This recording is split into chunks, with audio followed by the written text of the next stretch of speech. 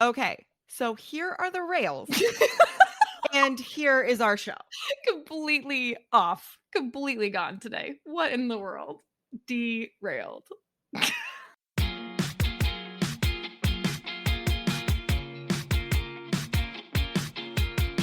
Yay, you're here. Welcome to the CK and GK podcast. Let's get going.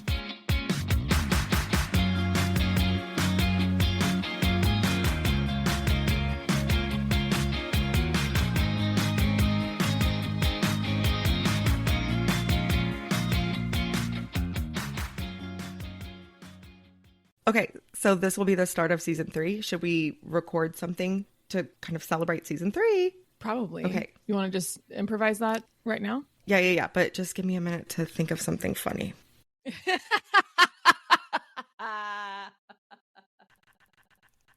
Oh, it's Tuesday, Welcome back to our show. I'm about to start making a list of songs that I really hope you turn into an intro. Like, wouldn't it be nice, right? But you have to sing it like Adam Sandler does in 50 First Dates when he's like scream crying it, like, wouldn't it be nice? It was Tuesday. Oh my goodness, everyone, we're so glad you're here. And this is why sometimes there are awkward pauses in our show, because I've learned in my 39 years of existence that I am absolutely horrific at small talk and all things related to small talk. So today we're sharing 5 tips that will help me, mostly me, / you, / everyone else up their small talk game. So stick around for that after we catch up. But first, you could call her Cabbage Patch. You could call her Baby. But not Chatty Cathy. Caitlin's a real doll. Oh, I love it. This one's awkward, but I don't care because it still made me laugh. My co-host is the perfectly tropical mommy, Jenny. Like, why? Why tropical mommy? I don't... I'll take the perfectly part. Right. Yeah, that's fair. Totally get it. It's just weird. Before we get too far into our show, I have a shout out for today. Oh, fun! Yep. Sonia Kilman, who's the co-host of the indie podcast Opinionated Lushes, which coincidentally is number 7 on the top indie comedy chart on Good Pods, which is pretty exciting. Good for, I know, right? Good job. Wrote an article called The Best Podcasts for Supporting Women in Podcasting, and it got featured on Good Pods, and she put us on the list. Yeah! So good. It's a super short article, but she says, why listen to this podcast? It's entertaining and educational. This is a great podcast to listen to, and sometimes adulting can be a lot of fun. Oh my I thought that was so sweet. I'm so excited. I know. I'm going to link the article. I'll make sure to put it on our website too, so you guys can check it out. But it's super cute and fun. Again, it's just super short. She lists 5 shows you should listen to. Totally agree with what she chose. They're awesome. Wait. She chose 5? She chose 5. Wow. And we're number 5, which is pretty cool. She only chooses 5 and we're number 5. That's awesome. That's amazing. Yeah. And of course she had to put her show on there because their show is actually really funny. So really we're in the top 4. Right. Exactly. Right. Because you have to vote for yourself. Exactly. Right? We talked about that last week. We did. All right. So that's one of my obsessions, but I want to hear what yours are. Okay. So I'm back on the tank. It's been a while since I talked to the tank. We got some new fish yesterday. We got a very large goby. Those are the ones that you've seen at the bottom of the tank. They kind of take a mouthful of sand and then they sift it out and get the food. Okay. We also got the last tang that we will have in the tank. We already had a blue tang. That's like a dory fish. Okay. Yes. And we had a sailfin tang. Or we have, like, these fish are still alive. We have a sailfin tang, and she kind of has this beautiful yellow and black and white stripe pattern. And then, of course, very large fins like sails. Mm-hmm. And then yesterday we got a coal tang. Oh. And she's beautiful. Okay. dark but shimmers red and has sparkles on her. Ooh. She's very pretty. So we're naming these fish because, like you've heard before, our fish tank is just one big soap opera, and we need a name for this last tang. And John named her New Tang. Yes. Right? Yes. It's perfect. So yesterday we were at this place called High Five, which has like fun games like foosball, air hockey, stuff like that. And Sam starts making friends, and the kid that he made a friend with is wearing a Wu-Tang shirt. And I was like, I don't know who your parents are, but we could be friends. Yeah. Let's hang out. You know I'm about to make a New Tang shirt. Oh, yeah, you have to. And it has to have the fish on it. Oh, yeah. I have to say, folks, I did see the fish tank, and I could just sit there and watch. Like, I had to leave after like 5 minutes, and I was disappointed that I had to leave because I was like, this is the most soothing thing. And it's actually really interesting, like what's in there and what they're doing. And I got to see the shrimp that like looks like the one in Finding Nemo that cleans the tank up. It's really cool. I'm really into it. I love the tank. I can't wait to meet New Tang. Oh my goodness. All right. Well, I'm going to share my animal obsession thing too. Ooh. Have you seen the animals that talk with buttons? No. Are we talking like Stephen Hawking? A little bit. Okay. A little bit. For animals. Right. For animals. Okay. So you're basically watching these videos of dogs and cats communicating with their humans with buttons. Wow. So like the animal will go over to a button, they'll press it with their paw, and the button might say like food or loud or play or whatever. Wow. Yeah. And then the owner will go over and push a few buttons back and like ask a question, and the animal will respond. Well, I am very, very fascinated by these videos, and I cannot get enough of them. I think it's so interesting what you can teach animals to do. Dogs, you can train to do things like that, and everyone feels like my dog understands the things that I'm saying. It's the cats that I'm like, I'm sorry. The cat is going to answer. The cat is going to talk to you. What? And I completely lose my mind. Well, I had to get on the train. So I have 2 buttons that are set up right now. I do. I have 2 buttons, and one of them is for going to bed, and the other one is for playing. Because they tell you not to set them up for like treat right away, because then they learn to push the button and they automatically get a treat. Right. So every night when we're going to bed, I push the button and the button says bed, sleeping, and we all go, and I push the button like 2 times, and then I go to my room, and wouldn't you know it, they come right behind me and they get right on the bed. I know. It's wild. It's wild. And the other one is for playing. So we'll tap the button and it says play. And then we get some of the toys out and we start playing with the kittens just to see what they're going to do. And one of them, I swear he's going to push that button. I swear he comes over to the buttons every time I push it. He's like ready to tell me something. And I'm waiting for them to do it on their own. And there's a few like training videos I need to watch to learn more about how to do it. But I also bought another kit so that I can add on more buttons. And I'm going to add on things like our names so that if they want to know like where we are, they can ask, and their names so they can say like, where's Jack, where's Ty? Oh my gosh. Yeah. And there's going to be one that says like, food ultimately, eventually, one that says litter, things like that, so that they can tell me what they need. I've seen ones that say hurt, like the dog will go over and say hurt. And then they'll like tell their owner they're hurting, which was the main like impetus behind this, because cats don't tell you when they're in pain, right? They're really good at hiding when they're suffering. So kind of like that me. Was a lot of us are like that, right? I want to make sure that I ultimately get them to a point where they can tell me if something's like wrong, if they're not feeling good. So that's really where this is going. But I'm like kind of into it. Like I really, really want to make this work, because I think it'd be so cool to be able to understand what they want and what they need and be able to talk back to them in ways that they understand. Yeah. So suck it, Coco. These cats can talk. Oh my gosh, you take that back right now. Coco the gorilla is the best. Anyway, that's my obsession. Okay, well, now it's time for my favorite part, the gem of the week. And so I've had a lot this week, but this one comes as a special request. As y'all know, listeners, there are a lot of stories that I choose not to send to Caitlin because I want to say them on the pod and get her genuine reaction. But I am sure that this one will get a laugh twice.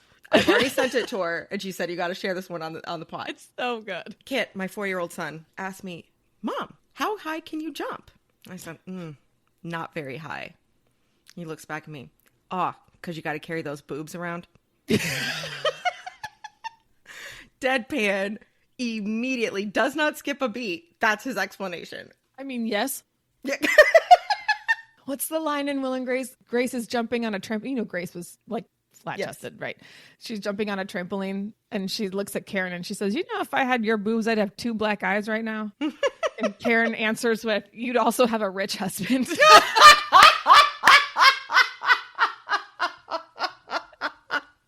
So good, right? That's great. So good. So maybe that's how you look at it, is like, yeah, I can't really jump very high, but I have a great husband. That's amazing. That's really funny. Well, mine is courtesy of my son, as they usually are. We all know at this point that he likes to sing in the shower. Yes. So this week it was somebody once told me the world is macaroni, and I if only the world were macaroni, right? Amazing. But I was like, as a child of the 90s and early aughts, I cannot let you think that those are the words. We have to change this right now. So did you know that the words to All Star come right back to you the instant that you hear the opening? I know the words way too well. That is really funny. My head is full of like random Will and Grace and Friends quotes and then song lyrics from the 90s and early aughts. I mean, if I was making my 90s list, All Star would be on it. I mean, it has to be. So now we know the lyrics to the song where we've been working on this is correct. But then this also like weirdly ties together. We've put their promo on our show before. TV Trivia Pod did a Shrek episode. Oh my gosh. Love and it. They were putting trivia on their Instagram page. And I was like, I know that answer. I know that answer. I know that answer. And it was like one of them was when he goes to the Duloc place and it plays that It's a Small World sort of thing. Yes. And it's like, shine your shoes, wipe your face.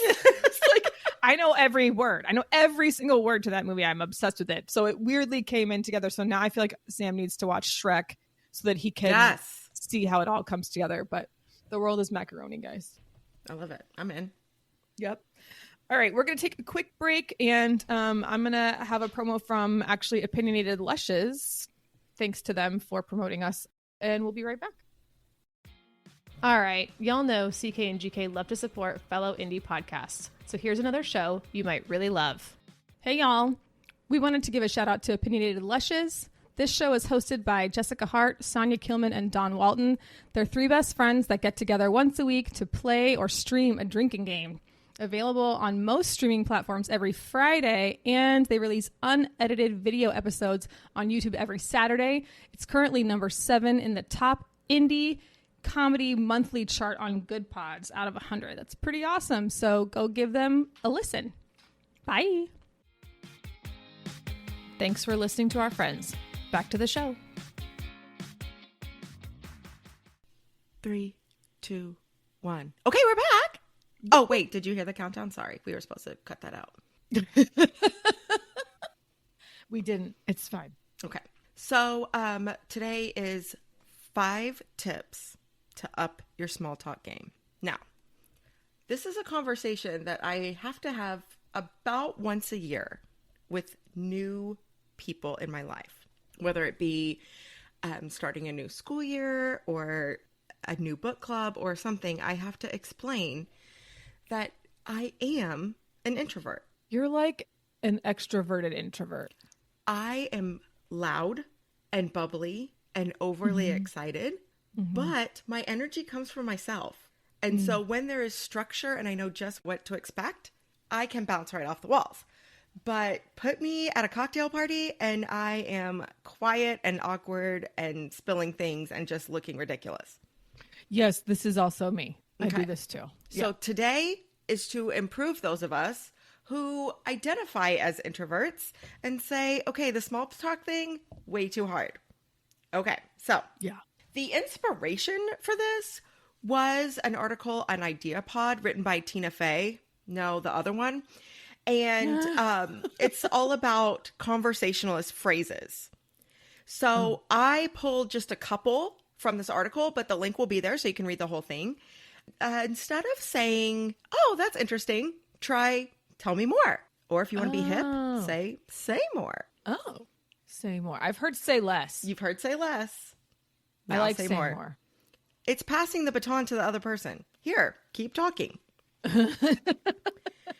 Ask questions like, how do you feel about da da da da da da? Oh, I've never thought of it like that. Just saying that is enough for someone to say, yeah. And, a lot of people have this misconception or whatever. They'll just continue on. And then this is my favorite from Faye's article. She says, ask, how have you been? She calls it the how are you on steroids. I call it the how are you that you actually mean. Oh. How many times? Oh, how are you? I'm fine. Okay. Yeah. All right. Conversation over. How have you been? Oh my gosh, we've been so busy. I cannot believe with the school starting. Da, da, da. I mean, now someone is beginning to talk. Oh, yeah. And you can sit back and listen for your cue to step in. Can I just say real quick, some of these sound like lines that I would say to my child when I'm only half listening. Oh, yeah. You know what I mean? Like tell me more about that. You did? Godzilla movie. Tell me more about how this Pokemon is a fire type and can shoot fire out of its cheeks. I don't know. Like, yeah. But same thing. It does the same thing where it prompts them to keep talking, and you don't. Hopefully, it's an adult, so you're actually paying attention, and they're not talking about Pokemon. But still, but you don't have to invent something to talk about. Right? Exactly. Yeah. I love it. So the first one was to weave in these professional conversationalist phrases. Okay. Yes. My next tip is to steal a couple of ideas from Time magazine. The author Angela Haupt wrote an article all about upping your small talk game, called Small Talk Tips and Benefits. And she says, take advantage of free information. Okay. She's quoting Deborah Fine, who wrote The Fine Art of Small Talk. And they say, if you're at an art gallery, start talking about the art. If you're at a school function, start talking about your kids. If you are at a work function, talk about the work you do. Yeah. Okay. That's the free information. She also says, if someone asks you a question, respond generously. Now, this does not necessarily mean talk about yourself for an hour and a half, but give detail. Just like when someone says, how have you been? They're trying to pass the conversation back to you. Yeah. Do them the same favor. If someone asks you a question and you think you can speak to it for a while, do it. Okay. And then she says, in mixed company, if it's not part of the event, skip questions about marriage, kids, and work. So if you are at a mixer that is not related to work, don't ask someone, what do you do for a living? Because the answer might be, I got laid off last week. Yeah. Yeah. That makes a lot of sense. Okay. My next tip. Okay. Come prepared with small talk topics. Okay. Okay, right? This is like do your homework. This is an article by Vernon Gunnarsson. Okay. With the Muse. That's a good art. That's a good site. Yeah. He says, read up on current events. Now, not necessarily politics or religion. Come on, people. We know we don't talk about that. But sports, celebrity gossip, human interest stories, book or music releases or reviews of recent books and music releases. Does this mean that I can just randomly go up to people and ask them if they watch Vanderpump Rules? No, but after they give you your name, you can. Fair. Okay. I feel like that encompasses a lot. That's human interest, celebrity gossip, and it did just get nominated for an Emmy. So I feel like that's a lot of things at once. You could start with, who do you like in the Emmys? I like Vanderpump.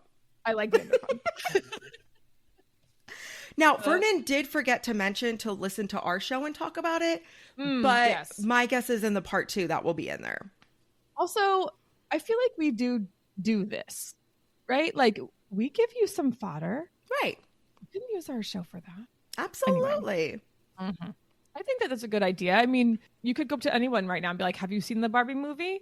Right. Let's talk about the Barbie movie. Although I haven't seen it yet, so. But that even is enough. Okay. Right. Have you seen the Barbie movie? No spoilers. I haven't seen it yet. I haven't seen it yet, but tell me the things. Yes. Mm-hmm. Okay. Love it. So weave in some professional conversationalist phrases. Mm-hmm. Defer to Time magazine. Mm. And then come prepared. Mm-hmm. Okay. So my next tip is to learn from the masters, the Toastmasters. Caitlin, what do you know about Toastmasters? Literally nothing. Okay. Toastmasters International is an organization that their whole purpose is to help people become better public speakers. Oh, cool. I love that. Yeah. Being better at writing toasts, giving toasts. Yeah, I would have guessed that. Okay. Or like they really are really good at spreading butter. Right. Bread. Yep. Okay. Yeah. Toastmasters put out an article called The Art of Small Talk, and it was written by Patricia Fry. Mm-hmm. Okay. In this article, it talks a lot about body language. And when I am feeling awkward and I am having a hard time in small talk, I know my body language starts to show disinterest. Mm-hmm. And it's because I'm uncomfortable, so I'm starting to close in a little bit. Mm-hmm. So she says, just be aware of that. Face the speaker, unfold your arms, maybe lean forward when something is interesting. If you're sitting down, kind of lean over your lap a little bit. Of course, make eye contact, but not that weird eye contact where you're staring at someone like trying to change their soul or something. And then when the statement is appropriate, like make a nod, show that you're listening, and give some nonverbal feedback. It might actually have the other person continue to talk. Good point. I feel like the unfolded arms piece is a good. I'm one of those people who doesn't know what to do with my arms. Right. Hold something. Right. I need to find something to, but if it's the wrong something, I'll fidget. Right. And then it makes it look like I'm really uncomfortable. So like, maybe I just need to put like a glass in my hand. Right. Right. Like that forces me to either like pass it back and forth or, and you know can what I mean? you can be mindful of what's in the glass. Right. Yeah. Like you do not need to drink 17 beers just so you can be comfortable. You can hold a non-alcoholic beverage. Yeah, that's why I said a glass and not like my bevy. Right, right. That becomes a tricky path if you're not careful. But a glass is a great option. Even a cocktail napkin, right? Yeah. That you just finished a drink or you just finished an hors d'oeuvre and now you've got a cocktail napkin in your hand. If you're at a work event, it's okay to be holding a pen and a pad. It's okay. You know what I learned? This is from one of the clients that I have who's a salesperson. And she was talking about if you're someone who's inclined to kind of hold back and not engage with other people at work events, she said, get a small plate. Get a small plate when you're getting food because it will force you to get back up. Oh, that's and so clever. Around. I was like, oh, that's really smart because if it's a work event that you are everyone's eating at. Right. And you know you're hungry, like if you get something really, you know what I mean? Right, It'll force you to get up and move back and forth to get more food. I thought that was an interesting. That is really interesting. Take. Yeah. I like that. Yeah. Anyway. Okay. So my last tip. Mm-hmm. Avoid it altogether. This is the one I'm here for. Right? Tell me more. How can I get good at small talk? Don't do it. Now. A lot of articles will tell you, practice, practice, practice. No. Practice in the elevator. Practice with your server at a restaurant. Practice when you're waiting at the bus or the train station. Practice when you're in line at the grocery store. Practice, practice, practice. I am here to tell you, just skip it. Skip the small talk altogether. Yeah, I like that. Okay? So there's a couple of ways to do that. The first one is to skip over the small talk and ask deeper questions. You can say something like, hey, can I ask you a weird question? The person's going to say yes. They're not going to say, no, that's strange. They're going to say, yeah, sure. And then ask them, what's an unusual place that you've traveled to? What's something that you wish you could do more often? Okay. Right? Dig a little deeper. You don't have to necessarily get personal with it, but these questions are more than just, read any good books lately? Oh, in your Ben Stein voice. Right. Yeah. Okay, so that's skip over the small talk. Okay. The next one is take on a more comfortable role for yourself. If you're at a party, help out the host. Ooh, that's a good one. Right? Chit-chat while you're pouring glasses of wine or setting out food or cleaning up. Take on a more independent job. Just recently, I was volunteering with a bunch of people that I did not know very well. I had only met them one other time. And they were explaining what the roles were in the volunteer event. And one of them was cutting up and breaking down boxes. I said, oh, I'll take that. Sign me up. He said, really?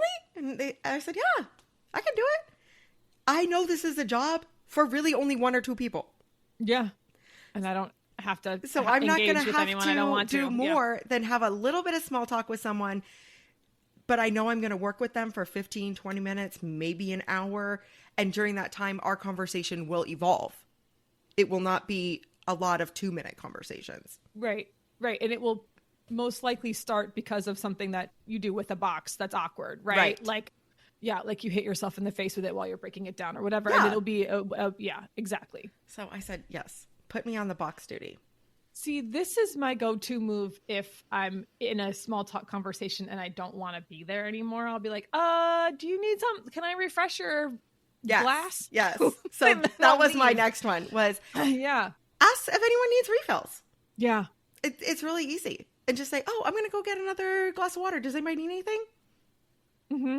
And then you can bring it back and then they say thank you and then hopefully they start talking. Yeah. Or you just never make it back. Or they say, no, I'm good. And you say, okay, thanks. And you walk away. And you walk away. There you go. Oh my gosh, I love it. I'm here for that one. I mean, why not? If it makes you uncomfortable, don't put yourself in a situation where you have to do it. There are so many times in our lives where we have to make small talk. So I think there needs to be another episode about what happens when you're the person who gets left in the conversation, right? When someone else is like, I'm going to go get a beverage. Do you need one? And then they walk away and then you just are standing there awkwardly. Like we need to come up with a face. Oh, how to like break into another group. Right. Or like what to do when you're just standing there by yourself. Right. I was the person who got left at the party because the small talk wasn't engaging. What do I do now? You know what I mean? Yeah. I love it. Okay.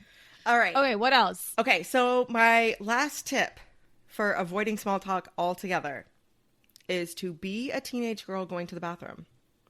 Travel in pairs. Mm-hmm. Find someone you know and tell them what you're dealing with. Yeah. Be vulnerable, be open, and say, small talk can make me really uncomfortable. Will you stay with me until I establish a conversation and I let you know that I'm okay?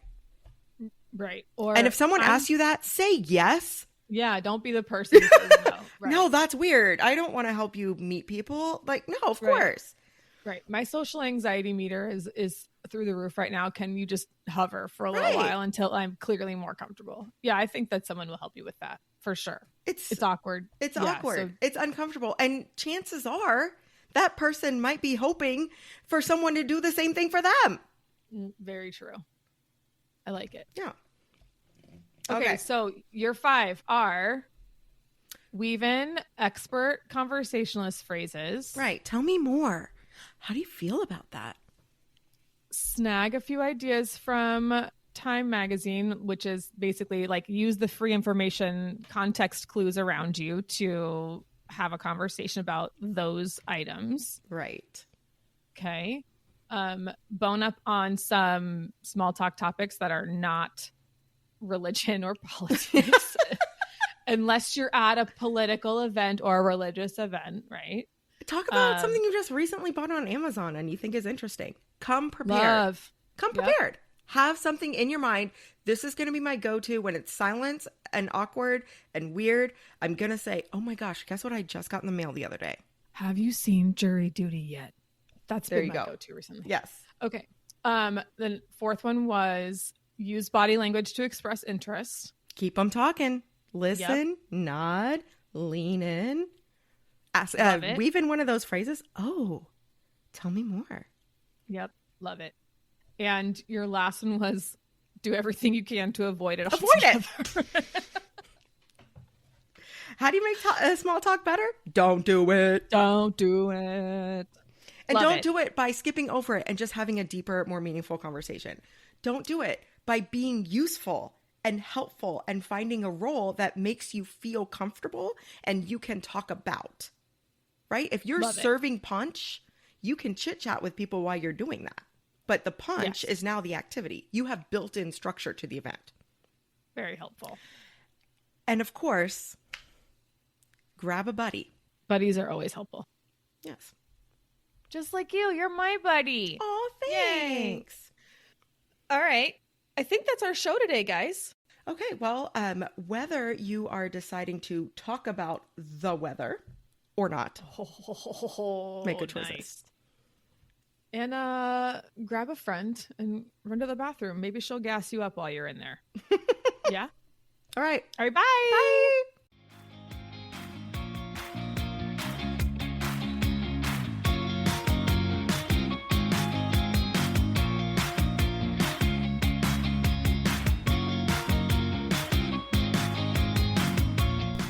Hey friends, thanks for listening to the CK and GK podcast. Find us at CK and GK podcast on Instagram and Twitter, and rate, review, and subscribe on Apple Podcasts, Spotify, Good Pods, or anywhere else that you pod. See you next time.